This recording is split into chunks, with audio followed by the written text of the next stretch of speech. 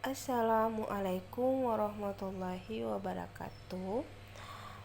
Pada pertemuan kali ini, Ibu akan menjelaskan materi tentang penyajian data statistika, di mana dia dalam bentuk data kelompok. Cara penyelesaiannya di sini sama halnya pada data tunggal, ada menggunakan tabel distribusi frekuensi, kemudian ada histogram, poligon, dan OGIF. Nah, untuk penyajian data statistika dalam bentuk data kelompok, untuk pertemuan ini tentang tabel distribusi frekuensi. Nah, kita langsung ke contoh soal.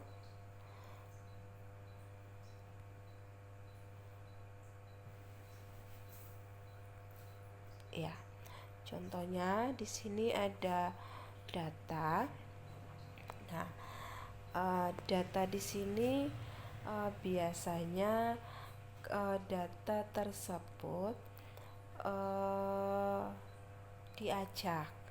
Nah, kalau dilihat contoh ini, datanya tidak diacak ya, sudah dari angka yang paling terkecil hingga angka atau data yang terbesar.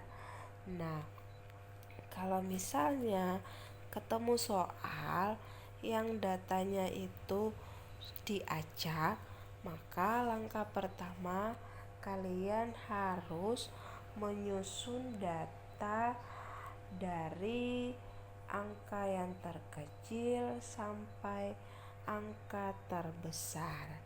Nah, karena soal ini datanya tidak diacak, maka tidak perlu disusun. Nah, di sini disajikan dalam tabel distribusi frekuensi.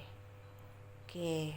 Nah, langkah pertama yang tadi, kalau datanya diacak maka disusun dulu. Nah, selanjutnya langkah berikutnya kalian lihat angka terbesar. Nah, data atau angka yang terbesar di sini adalah 30. Nah, kalau angka terbesar 30, selanjutnya kita lihat angka terkecil. Angka terkecilnya berapa? Berarti angka terkecilnya di sini adalah angka 1. Nah, berarti datum terkecil adalah 1. Selanjutnya kita cari jangkauan data. Nah, jangkauan data di sini biasa disimbolkan dengan J atau ditulis dengan huruf J. Nah, untuk jangkauan berarti penyelesaiannya angka terbesar dikurangi angka terkecil. Angka terbesar adalah 30. 30 dikurangi dengan angka terkecil 1, hasilnya adalah 29. Nah, kalau kita sudah menyelesaikan jangkauan data, maka langkah berikut kita menentukan banyaknya kelas. Nah, menentukan banyaknya kelas. Kenapa kita mau menentukan banyaknya kelas ya? Kalau kita masuk di distribusi frekuensi, kelasnya itu ada berapa? Nah, kita harus cari banyaknya kelas dari data ini. Oke, atau biasa ditulis dengan huruf K. Banyak kelasnya itu rumusnya adalah 1 ditambah dengan 3,3 log n. Nah, log n di sini adalah banyaknya data. Banyaknya data berapa? 30. Nah, berarti 1 tambah 3,3 log N tadi banyaknya data adalah 30, berarti log 30 sama dengan 1 tambah 3,3 log 30 itu hasilnya adalah 1,477. Nah, nanti kalian cari dengan menggunakan kalkulator. Nah, sama dengan 1 tambah 3,3 dikali dengan 1,477 hasilnya adalah 4,874. Nah, 4,874 ditambah 1 hasilnya adalah 5,874. Nah, dari bilangan ini kalian harus bulatkan. Nah, bulatkan menjadi 6. Nah, kita sudah dapat banyaknya kelas di sini adalah 6. Oke, selanjutnya kalau sudah cari banyaknya kelas, jangkauan data, selanjutnya kita cari lebar kelas atau interval kelas atau juga disebut dengan panjang kelas. Nah, lanjut untuk mencari atau menentukan lebar kelas atau interval kelas atau panjang kelas itu didapat dari rumusnya adalah J per K. J-nya di sini apa? Jangkauan. Yang tadi kita sudah dapat tuh, yang angka jangkauan itu kan didapat dari angka terbesar dikurangi dengan angka terkecil. Nah, per K, K itu adalah banyaknya kelas. Berarti sama dengan jangkauan 29 per banyaknya kelas di sini adalah 6. 29 dibagi 6 itu adalah 4,83. Untuk 4,83 ini apakah kita bisa bulatkan? Bisa. Kita bulatkan menjadi 5.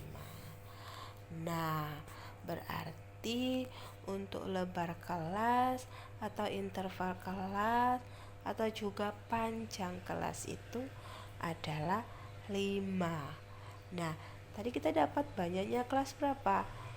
6 toh. Berarti ada 6. Di Polda ada 6 kelas. Kelas pertama, kelas kedua, kelas ketiga, kelas keempat, kelas kelima, kelas keenam, sesuai dengan yang tadi kita dapat banyaknya kelas tadi ada berapa? 6. Oke, paham? Ya, kita lanjut.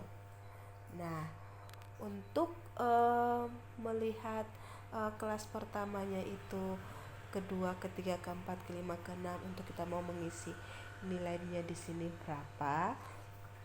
Angka yang terkecilnya kan adalah 1. Nah, 1 sampai dengan lebar kelas atau interval kelas atau panjang kelas itu sebanyak 5 kali.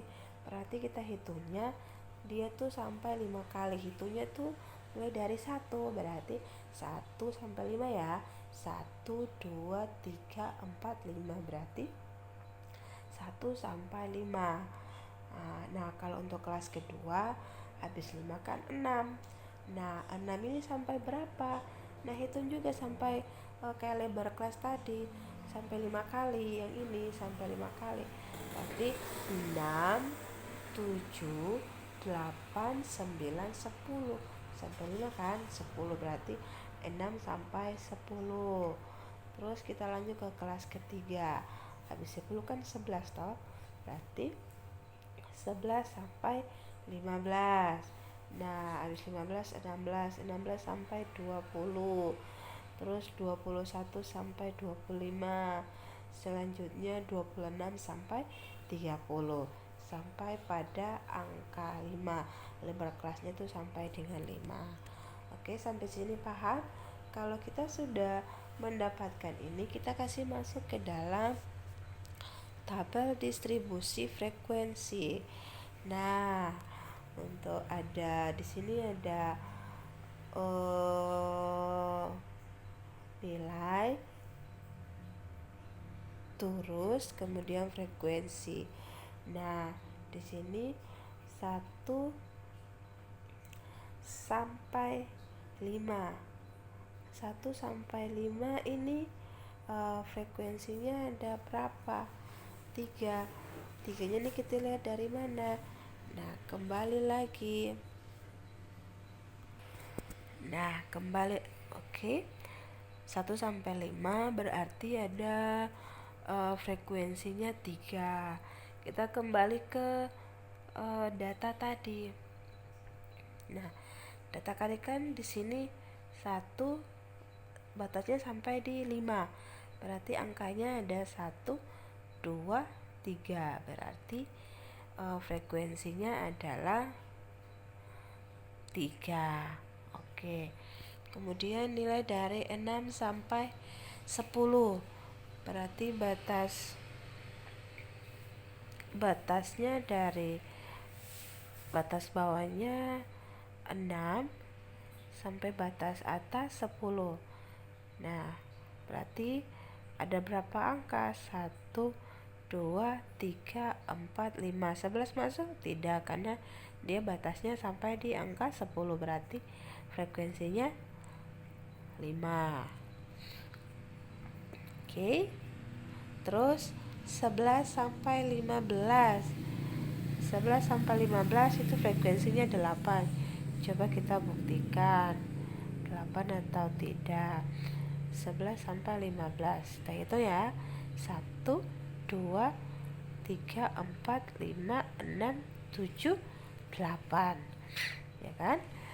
Nah, selanjutnya pada kelas ke-4, 16 sampai 20, berarti frekuensinya 7.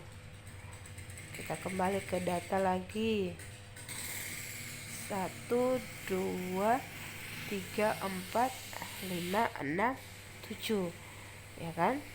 Berarti